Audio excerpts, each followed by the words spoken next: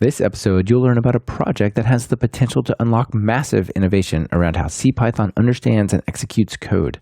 And it's coming from what many of you may consider an unlikely source, Microsoft and the recently open-sourced cross-platform .NET Core runtime. You'll meet Brett Cannon, who works on Microsoft's Azure Data Group. Along with Dino Viehland, he is working on a new initiative called Pigeon, Pyjion, a JIT framework that can become part of CPython itself, paving the way for many new just-in-time compilation initiatives in the future. This is episode number 49 of Talk Python to Me, recorded February 4th, 2016.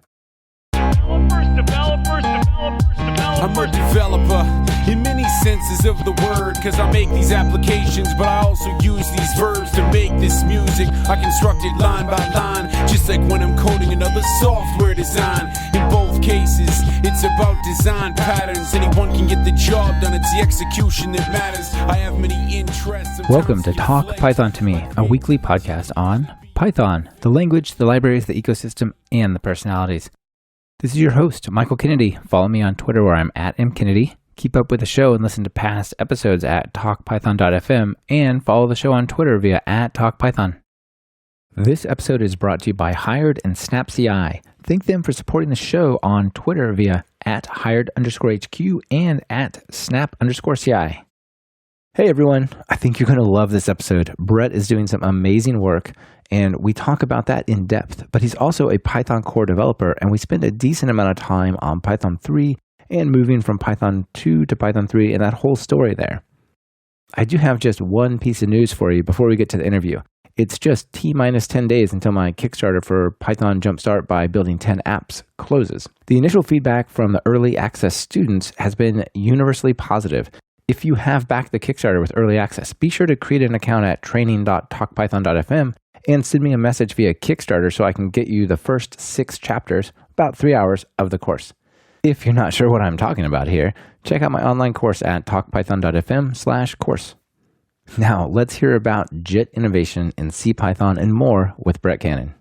Brett, welcome to the show. Thanks for having me, Michael. I'm super excited to talk to you about this new project that you guys have going on with Python and Microsoft. And yeah, we're going to dig into it. It'll be fun. Yeah, I'm looking forward to it. Absolutely. So before we get into that topic, though, what's your story? How do you get going in Python and programming and all that? They're slightly long stories. So getting into programming, probably my earliest experience with anything you could potentially call programming was Turtle back in 3rd grade. I was lucky enough to be in a school that had a computer lab full of Apple IIes, and they'd bring us in and say, oh, look, you can do this little forward command to make this little turtle graphic draw a line and all this stuff. And then, was that on the monitor that was just like monochrome green? Yep, and that's partially why. I think I used one of those too. Yeah, I sometimes run my terminal with that old green and black style because it's just what I started with back in the day. Oh, that's awesome. So I did that, but I didn't realize what the heck programming was. But I always found computers kind of this fascinating black box that somehow you stick in these 5 1/4 inch floppies, which dates me, and somehow Where in the World in Carmen Sandiego plays. And it's like, wow, this is amazing. And then in junior high, I ended up taking a summer class on computers, and it involved a little bit of Apple Basic. And I really took to it. I actually lucked out and got so far ahead of the class, the teacher just said, yeah, you can stop coming to class if you want for the rest of the summer. So that was like halfway through. So I got bit kind of early, but I didn't really have any guidance or anything back then. I mean, this is pre-access to the internet, so I didn't really have any way to really know how to carry on. And then when I went to junior college, my mom made me promise her that I would take a class in philosophy and a class in computer science, and I did both, and I loved them both. But in terms of the computer science, I read through my C book within 2 weeks, and then one night spent 6 hours in front of my computer writing tic-tac-toe from scratch using really basic terminal output, and I was basically hooked for life.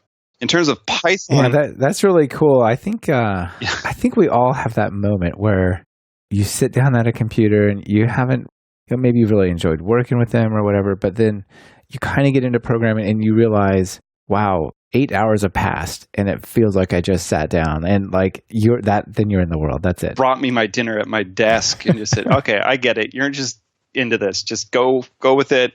Just here's your food. Make sure you eat at some point tonight. Awesome.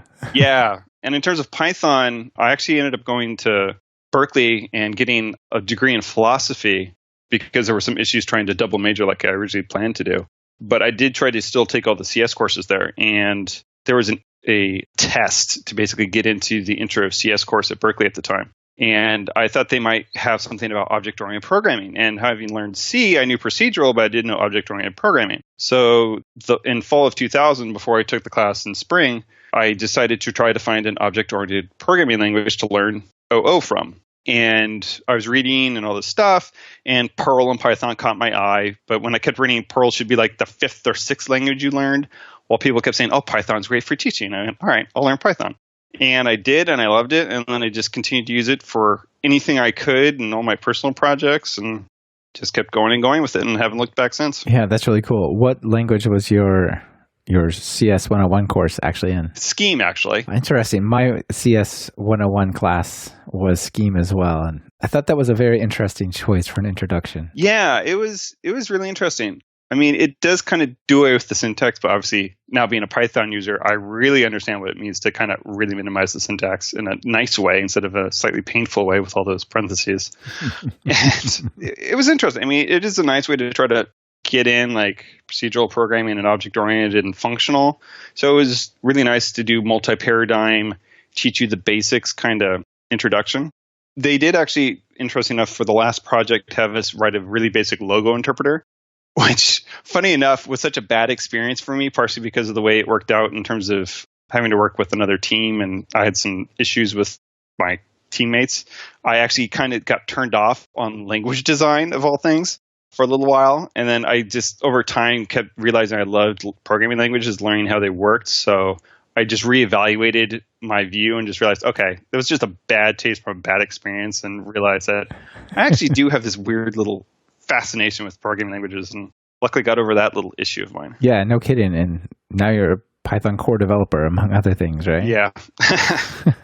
So back to the language design, at least on the internals. Yeah. Awesome. So we're going to talk about Pigeon, this cool new JIT extension. You're going to have to tell me a little more how you'd most correctly characterize it for CPython. But before we do, I thought maybe you could give us like a high-level view of two things: how CPython works, what's sort of going on when we run our code as is, right, with the interpreter, and then maybe a survey of the different implementations or runtimes, because a lot of people think there's just one Python from implementation or runtime perspective, and there's actually quite a variety already, right? Yeah, actually, we're kind of lucky in the Python community of having a lot of really top quality implementations.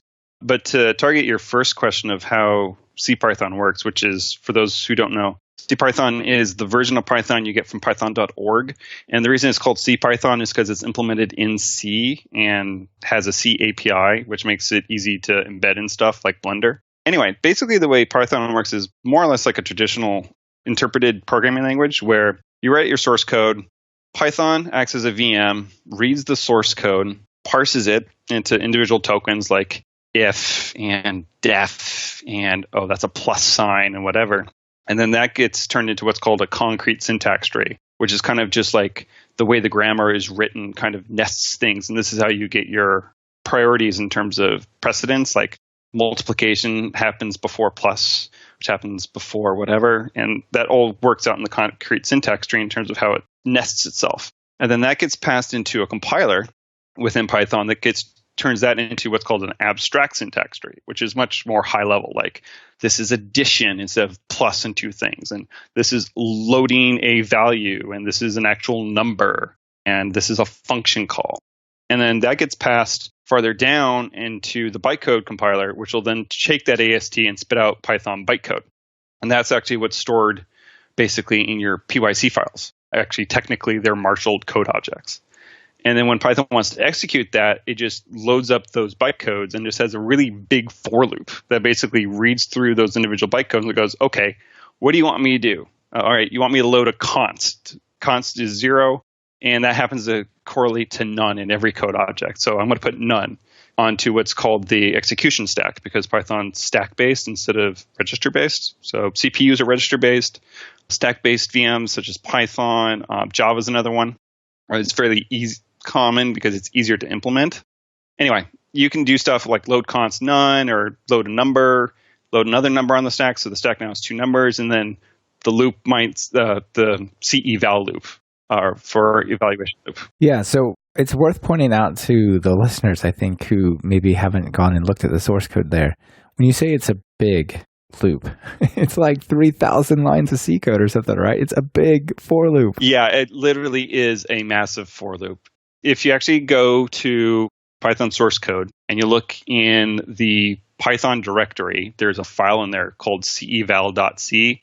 You can open that up and you will literally find nested in that file somewhere just a for loop with a huge switch statement that does nothing more than just executes these little bytecodes. So like if it hits add, what it'll do is just pop two values off of what's basically a chunk of memory where we know what's pointers are on the stack and just go, I'm going to take that Python object, I'm going to take that Python object and execute the dunder add in the right way or the dunder r add and then make that all happen, get back a Python object and stick that back on the stack and then just go back to the top of the for loop and just keep going and going and going until you're done and your program exits. Yeah, and you can actually see that bytecode by loading up some Python module or function or class or whatever and importing the disassembly module, and you can actually have it spit out the bytecodes for, like, say, a function, right? Yep. And I do this all the time on Pigeon, actually. Basically, you can import the dis module, dis, and in there's a dis function. So if you go dis.dis and then pass in any callable, basically, so function, method, whatever, and it'll just print out to standard out in your REPL all the bytecode. And it'll give you information like what line does this correlate to, what is the bytecode, what's the argument to that bytecode, the actual byte offset, and a whole bunch of other interesting things. And the dis module documentation actually lists most of the bytecode. I actually found a couple of opcodes that weren't actually documented, and now there's a bug for that. But the majority of the bytecode is actually documented there. So if you're really interested, you can have a look to see actually how we kind of break down the operations for Python for performance reasons and such. Yeah, that's really interesting.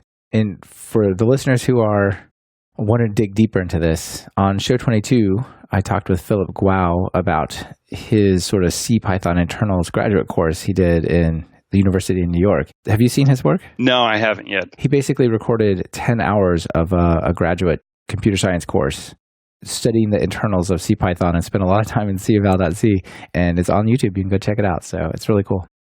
So that's interesting. Oh, I should probably actually answer your second question too about all the other interpreters. Yeah, so let's talk about the interpreters. As I said earlier, CPython's it's the one you get from python.org and kind of the one most people are aware of.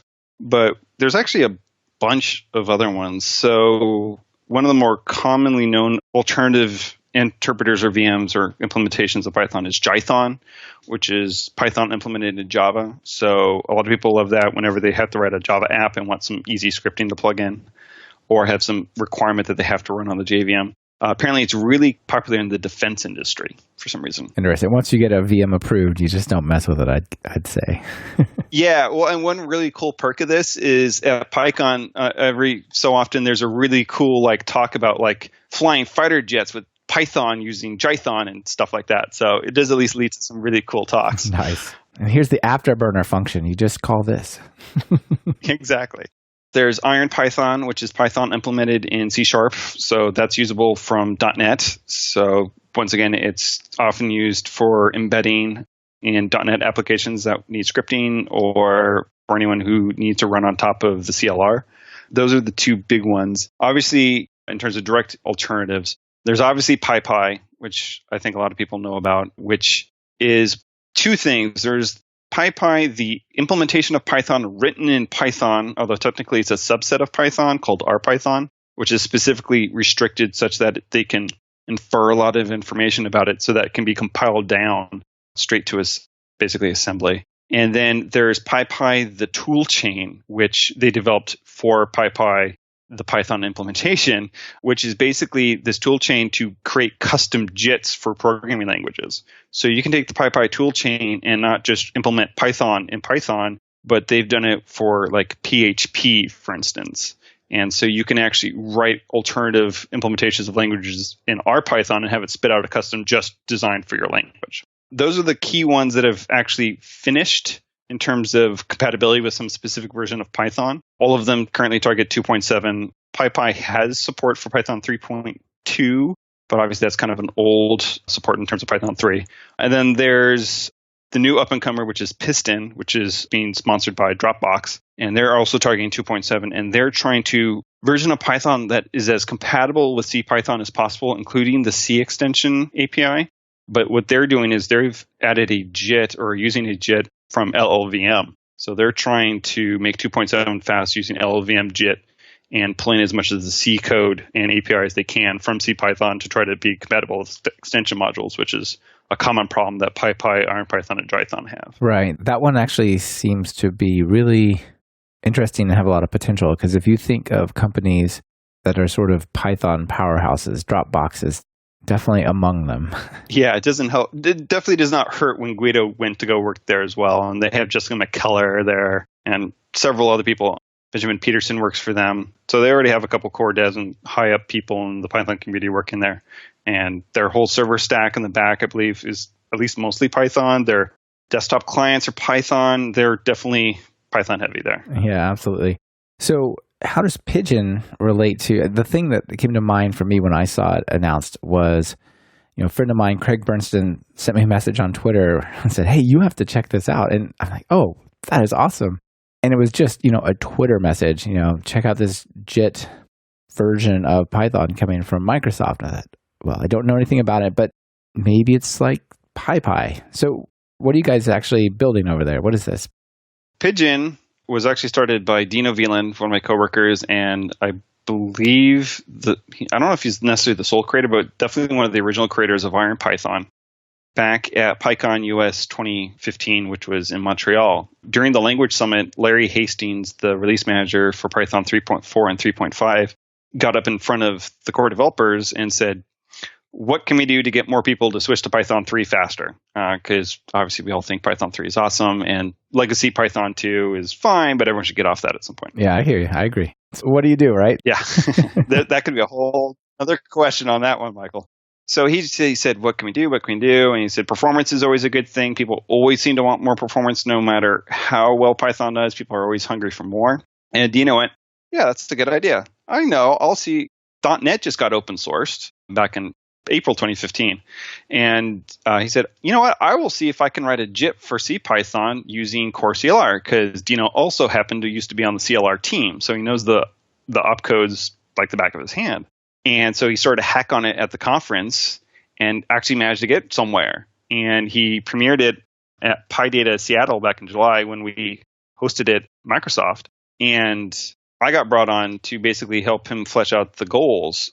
There's basically three goals. One is to develop a C API for CPython to basically make it pluggable for a JIT. Like one of the tough things that people have always done, like Unlaid and Swallow started with, and Piston's also doing, is they're directly tying into a fork of CPython, more or less, a JIT, which really tightly couples it. But it also means that, for instance, if LLVM does not work for your workload for whatever reason, you're kind of just stuck and it's just not an option. Well, we would rather basically make it so that there's just an API to plug in a JIT, and then that way CPython doesn't have to ship with a JIT, but it's totally usable by a JIT. And then that way, if LLVM or CoreCLR, which is the .NET JIT, or Chakra or V8 or whatever JIT you want, as long as someone basically writes the code to plug from CPython into that JIT, you can use whatever works best for you. That's really cool. I think it's a super noble goal to say, let's stop everybody starting from scratch, rebuilding the CPython sort of implementation and weaving in their version of a JIT and saying, let's just find a way so that you don't have to write that ever again, and you plug in the pieces. Yeah, exactly. And actually, one of the other goals we have with this is not only developing the API, but goal number 2 is to write JIT for CPython using the CoreCLR and using that to drive the API design that we need, that we want to push back up to CPython eventually. But the third goal is actually to design kind of a JIT framework for CPython, such that we write the framework that drives the code emission for the JIT. And then all the JIT people have to do is basically just write to the interface of this framework and don't have to worry about specific semantics necessarily. So for instance, you would be able to, as a JIT author, go, okay, I need to know how to emit an integer onto a stack, and I need to know how to do add or add int. But then the framework would actually handle going, oh, okay, well, here's the Python bytecode that implements add. Let's actually do an add call. Or, hey, I know this thing is actually an integer. Let's do an add int call and not just a generic Python add, and be able to handle that level of difference so that there's a lot less busy work that's common to all the JITs, like type inference and such, and be able to extract that out so that it's even easier to add a JIT to CPython. So is that like two levels? Like on one hand, you have a straight C API at the CPython level, and then optionally you could choose to use the C++ framework that makes it so you do less work and you plug in your sort of events or steps? Yeah, exactly. It's getting the bare minimum into CPython so that CPython at least has this option without everyone having to do a fork, and as well as pushing it down a level to a separate project where the common stuff is extrapolated out and everyone can just build off the same baseline. And then only thing that has to really differ is what's unique to the JITs. And then that way, everyone's work is as simple as possible to try to make this work. Okay, that makes a lot of sense.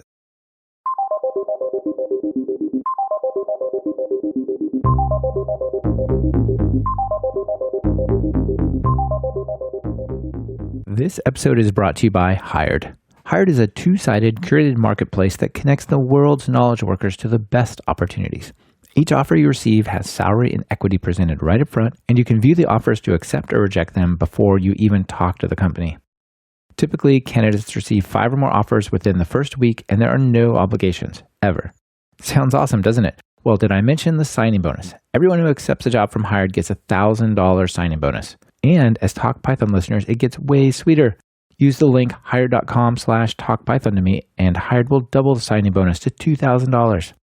Opportunities knocking. Visit hired.com/talkpython to me and answer the call.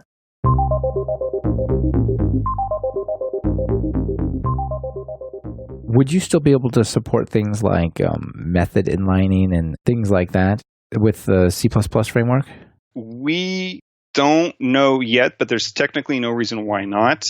What's actually really interesting is we started all this work and we actually weren't ready to premiere any of this yet. We've been doing this out in the open on GitHub, but as you mentioned, Michael, people started to tweet it, and then it made it to Reddit, and then Reddit to Hacker News, and suddenly everyone's asking questions and stuff. But in the middle of all this, there's been a lot of work, literally the past, I don't know, maybe 2 months, of various core developers putting in a lot of time and effort trying to speed up CPython itself. And part of this is actually trying to cache method objects so that they can get cached in the code object and actually not have to, every time you try to execute like a call by code, not have to go to like the object, pull out the method object, and then call that, but actually just cache the method object, go, I already have it. I don't need to re-access that attribute on the object. And so it's already starting to bubble its way up into CPython, and there shouldn't technically be any reason why we can't just piggyback off of that and just go, oh, well, they've already cached this, or use a similar technique of basically, if the object hasn't changed, I really don't need to worry about previous versions of this being different, so I can just cache it and then reuse it and just save myself the hassle of having to get a method back. Or same thing with built-ins, right? Like if you ever want to call len, some people cache it locally for performance, but the work that's going on is actually going to make that a moot point because it's going to start to notice when the built-ins and the globals for your code have not changed and just go, well, I've already cached len locally because I already know I've used it previously, so I might as well just pull that object immediately out of my cache instead of trying it in the local namespace, not having it there, going to the global namespace, not having it there, then going to the built-in namespace and then having to pull out len again for every time through a loop, for instance, and call that. Yeah, that's really great. And I suspect you could just say, and here's the JIT compiled machine instructions, just cache that, or something like this, yeah? Yeah, exactly. So a lot of this work that's happening directly in CPython bubbles down both directions into helping JITs in various ways, right? Like this whole like detecting what state a namespace is from the last time you looked at it. Has it changed at all or not? That's probably going to end up in CPython itself as an implementation detail, but it also means all the JITs will be able to go, oh, look, the built-in namespace hasn't changed. So that means if I've cached len, I don't need to worry about it being changed. I don't have to pay for a dictionary lookup. I can just pull it right out of my array of cached objects and just go with it. Okay. Yeah, that sounds like it'll be great regardless of whether, you're talking about a JIT or just running your code, right?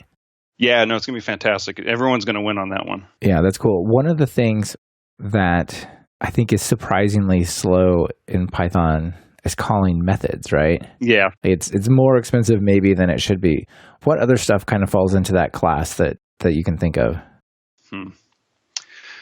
So the reason, just to give an explanation of why that's so slow, is if you look at what you can do with a method or function call, Python's got a really rich set of semantics, right? We have positional arguments, we have keyword arguments, we have star args, and we have star KW args. We have keyword only arguments in Python 3. I mean, they're default values and not. Yep. There's a lot of different ways to try to build this stuff up into something that we can use to call a function with. And some of them are really simple. Right, and maybe even closures as well, right? On top of that. Yeah. Actually, luckily, that's not actually too costly for the actual call. It's just when it comes time to look up the value, you've got to work your way up. But that kind of ties into it, right? So that's the other kind of expensive thing you have to do in Python is there's the cost of making a call itself because it just takes so much effort to build up what all the arguments should be and then making the call. And then there's the cost of just looking up the method or the function, right? Because as you mentioned, there's closures. So you have kind of this, you have local scope, you have this potential closure scope, which are like cell variables or free variables. If you're the guy calling out, you've got your global namespace, you've got your built-in namespace. And then that's on top of whether or not you've defined like a dunder get adder at method on your object. This is going to have its own set of code to call to try to figure out what the heck you want, whether it can get it for you. And that's the other real expense is trying to basically access attributes, which methods happen to be. So that's one of the reasons method calls can be so expensive. It's not just the cost of getting the object, but it's also the call itself and just basically preparing for it. Okay, interesting. And this caching in CPython, putting Pigeon aside for a moment, that would make a big difference? Yeah. Yuri, I'm going to butcher his last name, so I honestly don't want to try. Initial. Yuri Yersenovlov, I think. Yeah. Yuri, I believe it's Y. I believe he lives in Toronto, actually. He has actually developed some new opcodes. For instance, load method and call method, which directly by themselves have a slight performance perk because they kind of skip some steps you typically have to make a method ready. But Yuri's also been the one working on this caching stuff, building off of Victor Stinner's dictionary versioning. And what he's doing is with his call methods and load methods, he's basically grabbing the unbound methods and sticking them on stack and just calling them directly without doing some extra work. But with the caching, that thing he sticks on the stack, he can actually squirrel away and say, hey, next time I come to this call method or load method, I can just pull it right out of this cache as long as stuff hasn't changed in the namespaces above me. And that's how he's trying to make method calls cheaper, is basically storing away the method object and fetching it right back if he can make sure for a fact that nothing has changed since last time he tried to get that object out. Okay, that's awesome. What's the time frame? Any ideas? Is it still just experimental or? That's a good question. So there's a PEP. So Victor Stinner has started what he's called FAT Python, F-A-T. You can Google for that. I'm sure you'll find it. He's currently has 3 PEPs, actually. PEP 509 handles dictionary versioning, which is important for namespaces and caching because you need to know if something like in your global namespace or your built-in namespace or even your local namespace has changed, because all namespaces in Python are dictionaries, which is why you can introspect so much.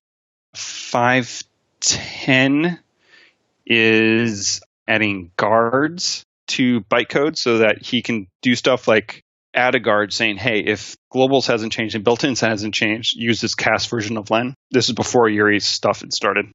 And then he's implemented PEP 511. He's trying to add actually API for doing AST transformations so that you can basically plug in custom AST transformations to go like, well, if you're doing a number plus a number, we can just make it a number and skip the plus. As of right now, PEP 510 and 511, I don't know where they're headed quite yet. But PEP 509 seems to be fairly well accepted, and it's just a question of Victor finalizing the PEP and the design exactly and getting accepted. So I really don't see any reason at all why that won't make it into Python 3.6. And Yuri stuff, he's already got patches and has benchmarked it and showed it working. And there's some discussion about whether or not his current approach is the best or not, but I personally don't see any reason why any of this won't make it in 3.6 either.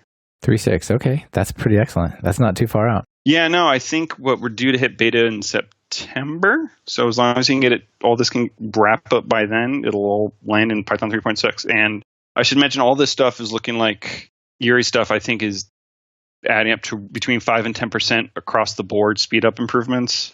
And depending on how your code looks, I think he's seen up to 20% faster. So definite wins. Yeah, that's a really big deal. Okay, awesome. I want to talk about the CoreCLR a little bit. But before we do, you said something that I didn't expect you to say when we were talking about jitters and plugging in jitters, and that was V8 or Chakra. Mm-hmm. That is awesome. So somehow we could plug in the JavaScript engine from Chrome V8 or the one from IE and Edge. What would that look like? We haven't really explored it yet, but it's definitely an idea we had. Actually, before Chakra went open source, the Chakra team reached out to Dino and said, hey, we think this might be useful to your project. The thinking is, because JavaScript is as dynamic as it is, and all of these JITs have to be designed to JIT quickly, because obviously if you're in your browser, no one wants to wait for their favorite web-based email client to start running. So they're really fast at the start. But they also have to handle dynamicism really well, because JavaScript, just like Python, can easily have attributes added and removed and changed at any time. And so they have to be really flexible in terms of how they handle that kind of workload. While CoreCLR obviously does its best to be a really good all-around JIT, obviously its heavy uses like F# and C# and more static-based languages. The thinking is that if we try to use a JIT that worries about a language that's as dynamic as JavaScript, we should be able to actually piggyback on all that work and actually have a JIT that works really well for Python, because it's already designed to deal with all the dynamicism a programming language like Python and JavaScript have. That's super interesting. And I think if you have two distinct examples working against your API as different as the CLR and JavaScript, you'll have a pretty robust API, right? Yeah, and that's the other thinking too, is we want to get the CoreCLR version done and passing all the Python test suite as much as reasonably possible, so that we can go, okay, our JIT framework that we've designed to help drive these JITs covers all the possible edge cases, and basically is good enough that if you implement these things in a reasonable fashion, you will get Python compatibility. And then that way we can just plug in and make sure that all this stuff just works both in two completely different JITs, targeted to different types of languages, and have it just all fall through. And honestly, it's a nice way to do performance comparisons for what kind of JIT would probably work best for Python. Awesome. That sounds like a really good idea. I've done a fair amount of work with C# and the CLR, and I know what the CoreCLR is, but I suspect most listeners, when they hear .NET, they think, oh, it's a Windows thing. But you guys actually are doing quite a bit of different stuff now that Satya's in charge. There's kind of a new mandate, right? So tell people about the CoreCLR. I believe it was last year. It was before I joined Microsoft this past July. Basically, all of .NET was open sourced. So previously, it was all this closed source thing that was very Windows only, except for Mono, which kind of initially reverse engineered a bunch of things. And then Microsoft said, oh, well, we can at least open source, I believe, the test suite and some other things for you to test your compatibility. But Satya Nadella, as CEO of Microsoft, has really pushed for open source at Microsoft, both its use, but also contributing and doing things in the open, both as in starting projects from scratch that Microsoft has done and open sourcing those, and also giving back to pre-existing open source projects. And one of the things they did was they completely open sourced .NET. So .NET actually, I don't know if they've done the official release yet, but if you look at least their continuous integration tests, they're passing on Linux and OS X on top of Windows. For instance, Pigeon right now is Windows only, purely because of momentum and laziness on Dino and my part, and it has nothing to do with using CoreCLR, because CoreCLR uses CMake for its builds, so it's already got a cross-platform build scripts set up and all that. It's just basically Dino and I for Pigeon haven't bothered to write the Visual Studio solution file in CMake to be able to run it on Linux or OS X. I think that's going to breathe a lot of new interest into sort of the whole CLR and the C# side of things from people that are just saying, look, Windows is not an option for whatever reason for us. Yeah, and I really hope it does too, because I did Java development at Google, and honestly, I like C# a lot more. Microsoft has done a really good job of shepherding that language forward and continuously evolving it, while I don't think Oracle has done such a great job with Java, and C# has just done a better job of moving forward continuously.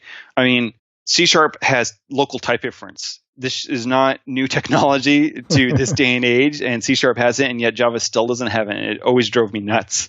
I mean, bloody C++ has local type difference in C++11 using auto, and yet Java still doesn't have that kind of stuff. And it's always kind of boggled my mind that unless you use generics in Java, you can't like leave out a type. And so I really do hope the open sourcing of CoreCLR and it being available on Linux and OS X on top of Windows is really going to get more people to really take a serious look at C# and F#. Absolutely. And it definitely makes it your project absolutely broadly applicable to all the Python guys, right? Because if for some reason you said it's kind of like IronPython, it's this really cool implementation of Python on .NET, but it's just tied to Windows, right? That would really stifle it. But the fact that it's starting out with a base that could be on any of the major platforms is cool.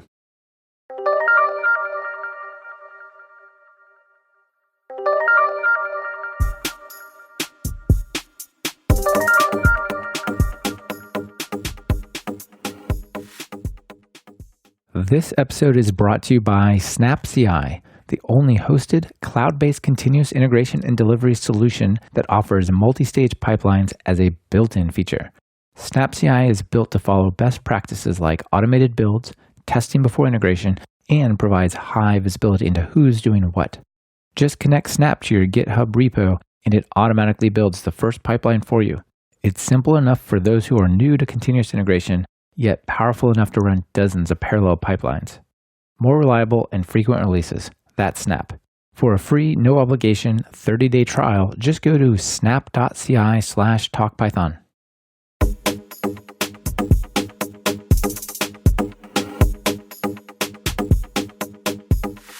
Technically, I'm on the data science tools team and data and analytics in cloud and enterprise at Microsoft. And Azure supports Linux, right, on top of Windows. So it'd be really silly of us to develop something that only part of our client base could use, right? We want to get Pigeon such that you can use this on your Azure apps, or as I said, in data analytics, and that includes Azure Machine Learning. So we have this thing called Azure ML Studio, where it's this whole drag and drop machine learning system in the browser. And it's really cool. And you can actually use Python code to like transform data and actually run analysis on it and do all this cool stuff. And because it's machine learning, it doesn't happen necessarily in 1 second. It can take 30 seconds or 5 minutes or half an hour or whatever. These workloads take enough time that a JIT would be really, really beneficial. So it makes total sense both from Azure ML, but also just Azure in general to support multiple languages. So it just would honestly be stupid of us not to try to support more than just Windows, because we'd be leaving out part of our client base. And that's just not how you win users. It's definitely not. So I have a couple of questions about maybe like the future, what the future might hold in a Pigeon type of world. I've been thinking about kind of what you guys were talking about in what does it take to dramatically move people into Python 3. Performance is good. 20% increase in performance is really good for like we were talking before and those types of things.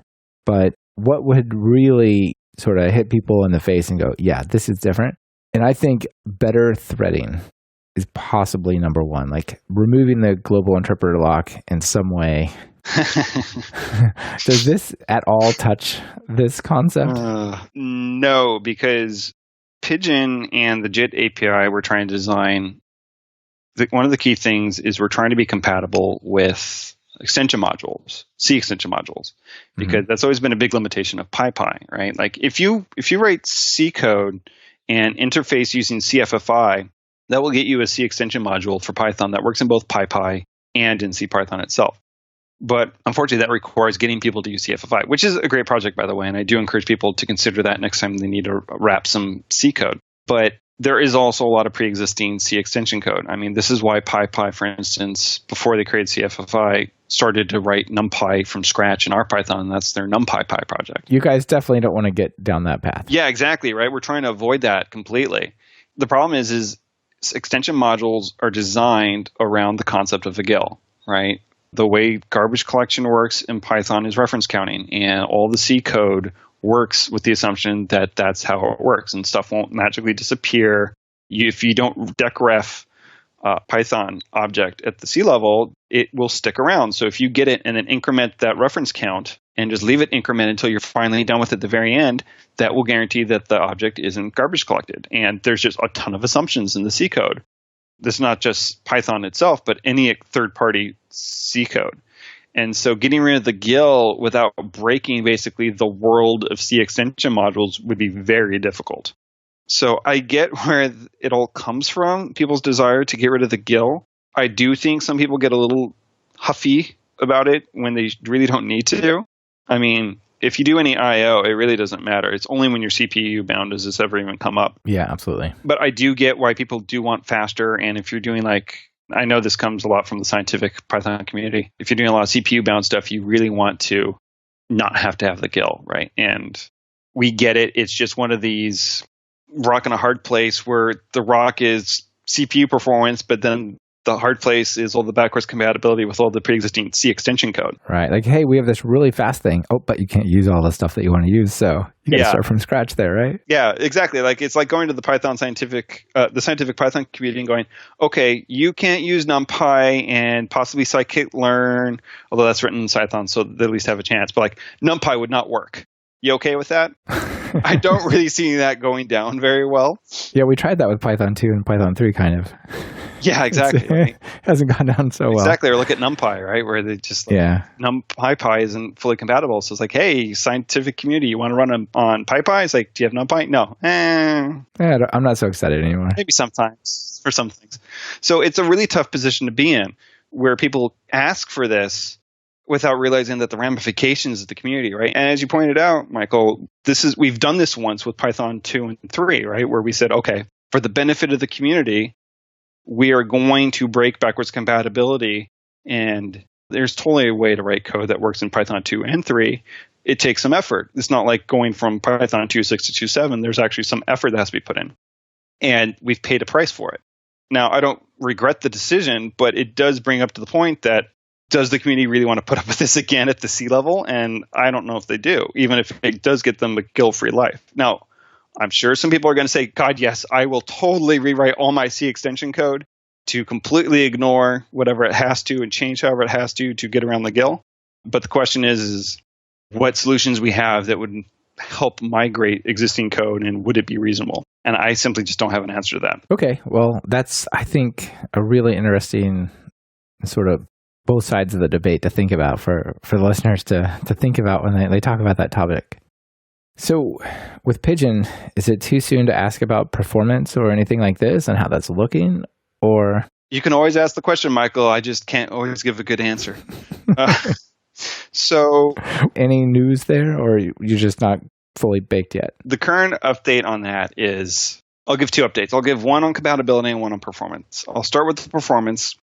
It's not bad, but it's not better. But this is out of date information, although I don't see it having changed much.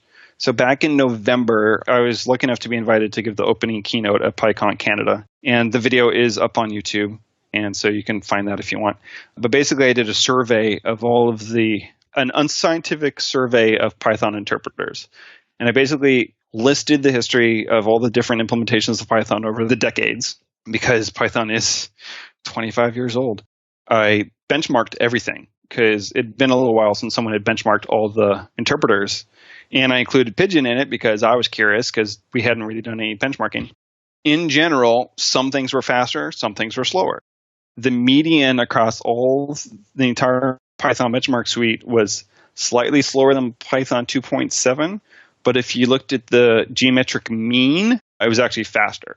But it was all within not a huge jump between the two. And I think we were still faster than, for instance, Python or IronPython.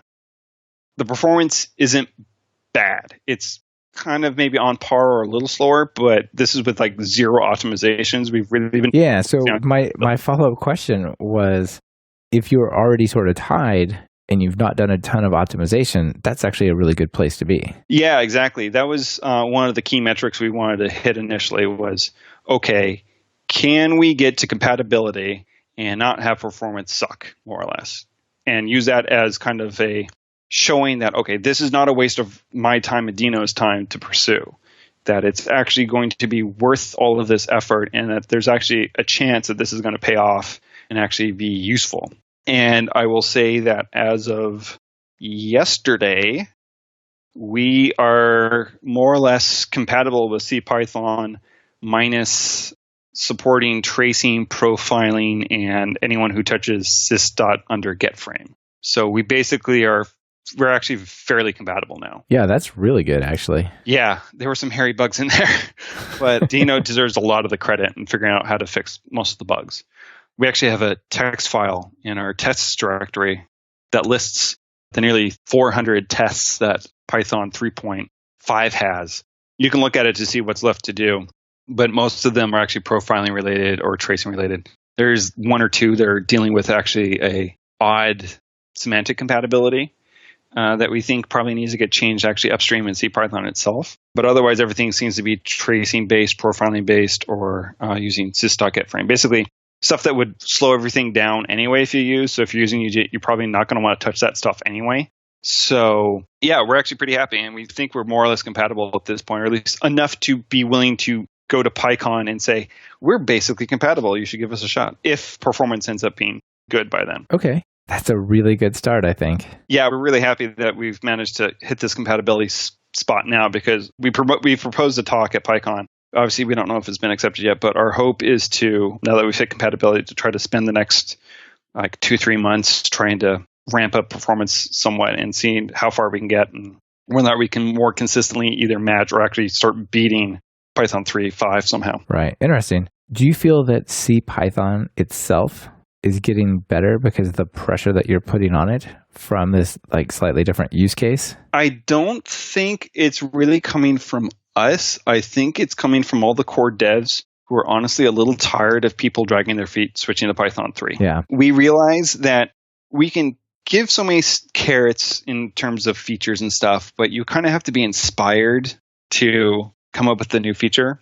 And actually, there's a really cool one I can talk about if you want, coming in Python 3.6 that I think a lot of people are going to love. But yeah, tell us. Eric Smith has implemented something we're calling format strings or F strings.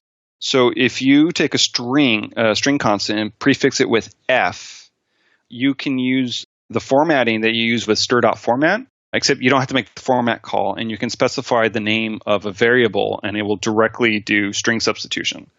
So if you did spam equals 42 and had a string constant starting with F and then said, my cost is, and then curly brace, spam, close curly brace, and that was it. No format call, no percent, no whatever. And you execute that in Python 3.6, it'll actually turn that string into my value is 42. Okay, that's pretty awesome. That sounds a little bit like the Swift string interpolation or, what CSharp 6 adopted after that as well. Yep. Same basic idea? Yeah, exactly. What's even cooler about it is beyond the fact that it keeps almost full compatibility. There's an edge case that I don't remember off the top of my head of the substitution, but basically it works exactly the same way as stir.format. But what's really cool is Eric implemented a new bytecode for it. So it's actually faster than stir.format and faster than using modulo, the percent sign, for string interpolation. So it's actually going to be the fastest way to do string interpolation in Python. All right. So I asked about the GIL, and that was really an interesting answer. Thanks. Are there other advantages that this type of JIT API might bring that I'm not thinking of or that are not entirely obvious? Beyond just raw performance increases with compatibility with C extension modules, not specifically. Basically, as I was not so eloquently saying earlier, we realized to get people to Python 3, we can add new features, which is one form of a carrot, but it requires inspiration to come up with those new features. The other way to do it that doesn't require any inspiration, because everyone always wants more, is to improve performance. And hence, this is why Dino decided to give this a try at PyCon last year, and it's looking like it's going to pay off.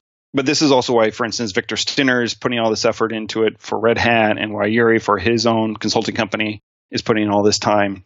It's basically just people really like fast. And if we can give them fast, we hope that it gives people more ammunition to go to their managers and say, look, Python 3 is faster than Python 2. We should put in the effort. We're going to get a performance when it's worth it. Because I did a blog post on this where I compared the 5 stages of grief to the 5 stages of the Python 3 transition for the community.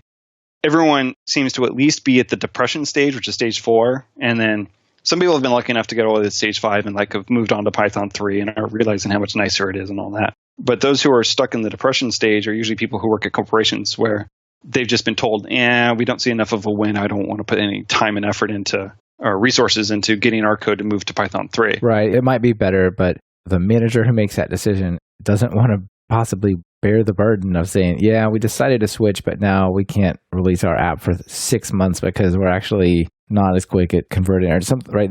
It's easier to just do nothing, right? Yeah, exactly. And for me, it's a little frustrating because I put a lot of personal time and effort in back in the fall of 2014 to make porting a lot easier. And it can be done file by file, right? I think one of the big problems is people feel like they have to port their entire code base at once. And they really don't have to. Like, there's still people out there who think 2 to 3 is the cutting edge of porting Python 2 code to Python 3, and it's not at all.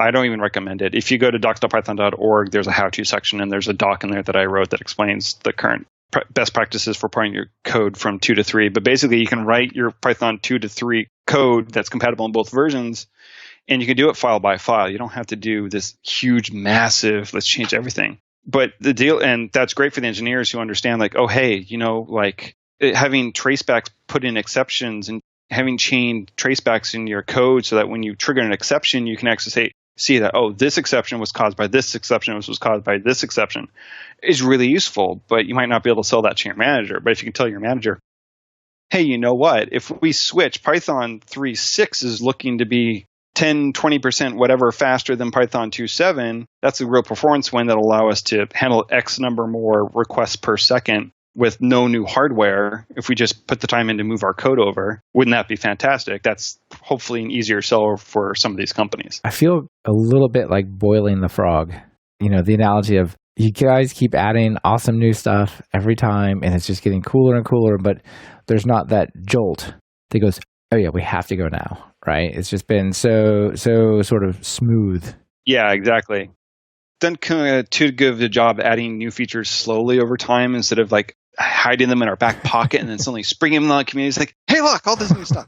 That darn open source. People keep figuring out what you're up to. That's when the stick of 2020 comes in, right? Of like, all right, legacy Python 2 being supported by the core developers for free is going to go away. So either port your code if you continue to want free support, or go pay someone like Red Hat or Canonical to support your install of Python 2 because it ain't going to be free anymore. Yeah. So do you want to pay Red Hat in 2020 to support your Python 2 code, or do you want to pay your own engineers now to move to Python 3? And then it becomes a cost analysis of... Yeah, and get all the benefits now. 2020 sounds so far away, but it is actually 2016. I mean, that's only 4 years. That's not really that far for large code bases. Well, and the other thing I'm afraid people aren't thinking of is like, 2020 is not that far. I'll start in 2020. It's like, no, you need to finish your transition by 2020. It's not start in 2020. It's done by 2020. Exactly. So it'd be better to start sooner rather than later. And I mean, there's still stuff being done to make the porting easier. For instance, the type hints that were Guido's added in Python 3 and is backported to Python 2 using MyPy at Dropbox. He's hoping to make it so that if you add this typing information, they'll be able to develop a tool to help warn you statically offline that, hey, this code, while it's fine in 2, is kind of questionable and iffy in 3, and you might want to tweak it so that there's no question of compatibility, so that when you run this code under 3 in the future, it'll be okay and you won't have any issues. So there's even still tool work being done to make it easier. But yeah, that's really interesting. Yeah, the real problem is people are still writing new code that's 2 only, instead of going like all new code should at least be 2 and 3 compatible. Because if you do that, then at least your problem is like set and it's not getting any worse. But if you're still writing all your code in 2, you're just making your problem worse and worse as time goes on. So this is why whenever I give talks on Python 3, I always go, okay, I want you to go home and I want you to do 2 things. Don't write any more new Python 2 code. Only write code that'll work in 2 and 3, and then slowly start porting your code over to 3. File by file. I'm not expecting everyone to do their whole code base, but at least start. And at least getting the practices in place, like adding the future statements or running Pilot with the --py3k flag to get some of the warnings. If you run Python 2, make sure you run it with the -3 flag so you get py3k warnings out of the interpreter. I mean, there's a bunch of stuff you can do that you can just integrate as part of your continuous integration or day-to-day practices, and just will make your life easier when you finally do get to flip the switch.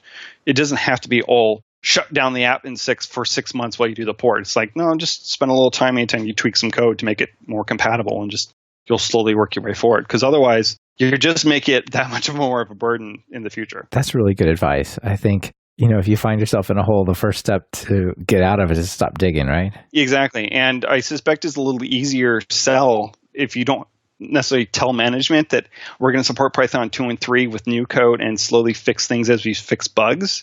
You just institute practices of, okay, we're going to now run Python 2 with the -3 flag in our continuous integration tests.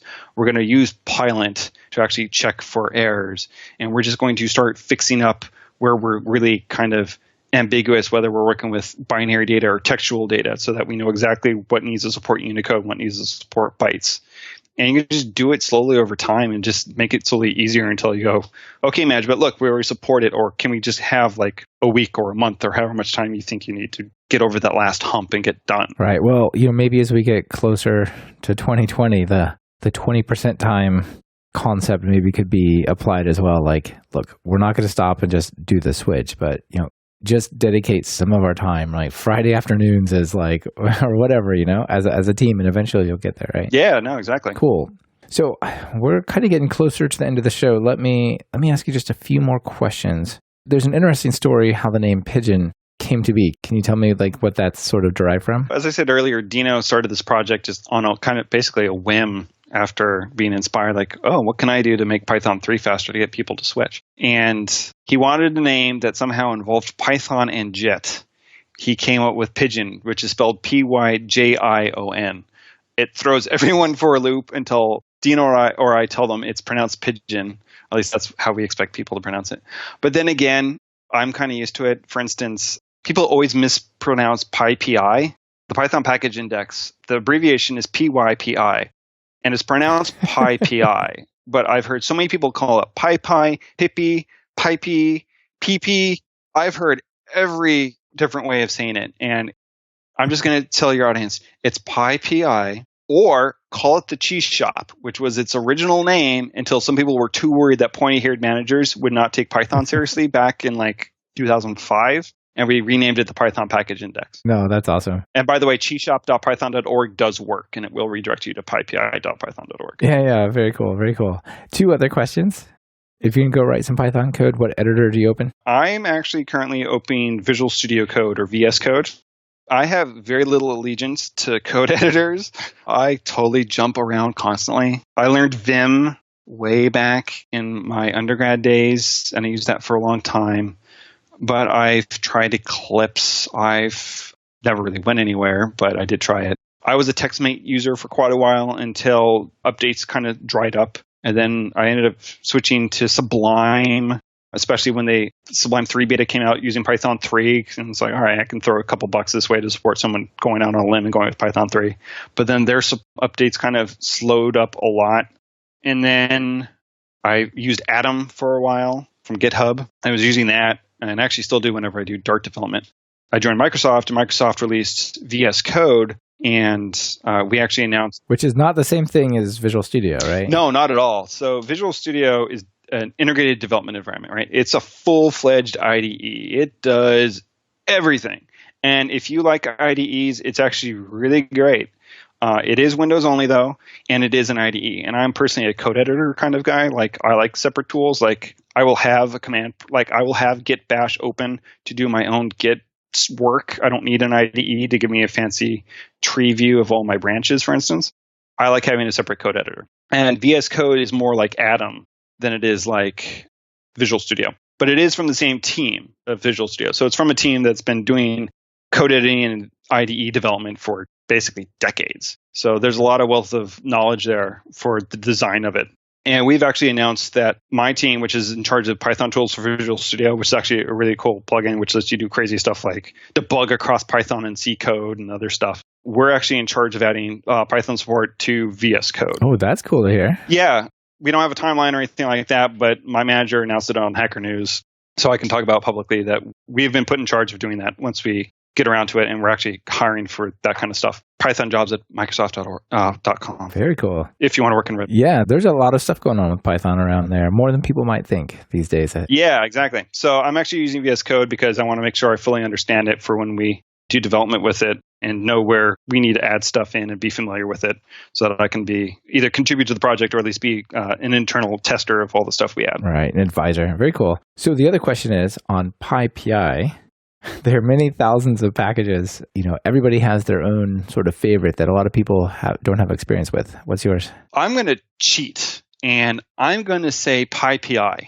I think it kind of goes a little unnoticed that you hear people complain about the state of packaging in Python and all that on occasion, but I don't know if people truly realize how organically grown it is, and which is partially why it's taken so long to get stuff straightened out in it, but also how difficult of a problem it is and how useful it is to have PyPI. Like, I remember back starting with Python when people would ask, what's Python, or is that the language with the white space? And so this is back in the day when like CPython was a big deal, and I had to longingly look at Perl and like, oh my God, they have the central repository for all their projects. This is amazing.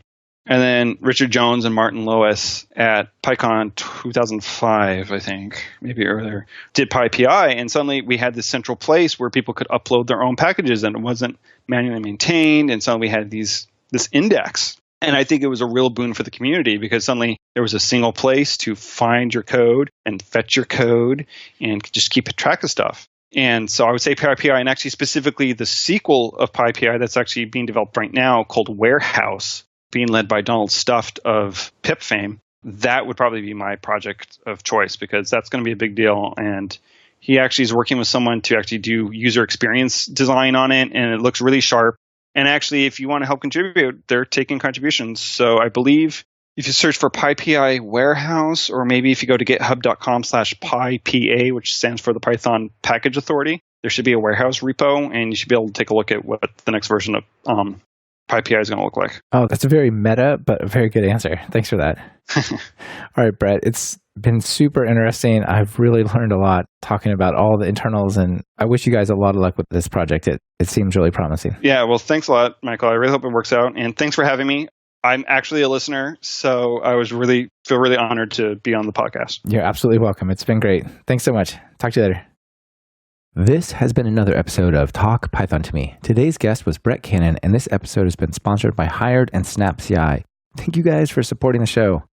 Hired wants to help you find your next big thing. Visit hired.com/talkpython-to-me to get 5 or more offers with salary and equity right up front, and a special listener signing bonus of $2,000. SnapCI is modern continuous integration and delivery. Build, test, and deploy your code right from GitHub, all in your browser with debugging, Docker, and parallelism included. Try them for free at snap.ci/talkpython. And do check out my video course I'm building. The Kickstarter is open until March 18th, and you'll find all the details at talkpython.fm/course. You can find the links from this show at talkpython.fm/episodes/show/49. And be sure to subscribe to the show. Open your favorite podcatcher and search for Python. We should be right at the top. You can also find the iTunes and direct RSS feeds in the footer of the website. Our theme music is Developers, Developers, Developers by Corey Smith, who goes by Smix. And you can hear an entire song on talkpython.fm and find links to all of his music on SoundCloud. This is your host, Michael Kennedy. As always, thank you so much for listening. I really appreciate it and hope you enjoyed it. Smix, take us out of here. Stating with my voice, there's no norm that I can feel within. Haven't been sleeping, I've been using lots of rest. I'll pass the mic back to who rocked it best. First develop.